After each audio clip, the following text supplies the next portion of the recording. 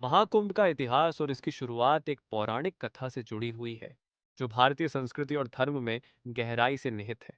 महाकुंभ का आयोजन हर 12 वर्षों में एक बार होता है और यह चार स्थानों हरिद्वार, प्रयागराज, इलाहाबाद, उज्जैन और नासिक में आयोजित किया जाता है।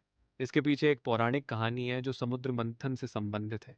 हिंदू धर्म ग्रंथों के अनुसार देवताओं और असुरों, राक्षसों ने अमृता का अमृत प्राप्त करने के लिए समुद्र मंथन किया। इस मंथन के दौरान कई दिव्य वस्तुएं और पदार्थ समुद्र से निकले, जिनमें से एक अमृत कुंभ, अमृता का घड़ा भी था। जब अमृत कुंभ समुद्र से निकला, तो देवताओं और असुरों के बीच उसे प्राप्त करने के लिए संघर्ष शुरू हो गया।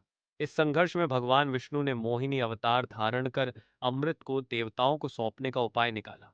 इस प्रक्रिया के दौरान अमृत की कुछ बूंदें पृथ्वी के चार स्थानों पर गिरी: हरिद्वार, प्रयागराज, उज्जैन और नासिक।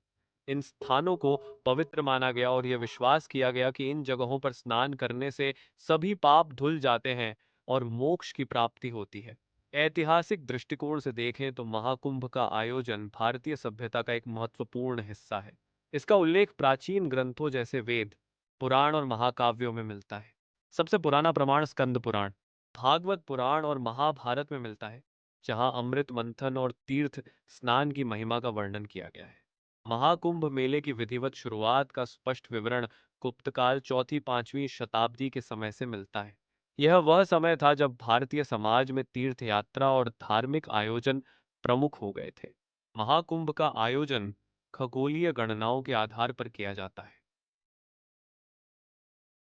जब सूर्य, चंद्रमा और बृहस्पति एक विशेष ज्योतिषीय स्थिति में आते हैं, तब महाकुंभ का आयोजन होता है। इसे धार्मिक दृष्टिकोण से आत्मशुद्धि और मोक्ष प्राप्ति का माध्यम माना जाता है। महाकुंभ का महत्व न केवल धार्मिक है, बल्कि यह सांस्कृतिक और सामाजिक एकता का प्रतीक भी है। यहाँ करोड़ों लोग अलग अलग पृष्ठभूमि और स्थानों से आते हैं और एक ही उद्देश्य से संगम या अन्य पवित्र नदियों में स्नान करते हैं।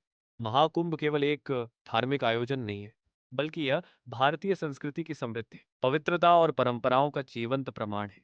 इसकी शुरुआत समुद्र मंथन की पौराणिक कथा से हुई और यह आज तक विश्व का सबसे बड़ा आध्यात्मिक आयोजन बना हुआ है।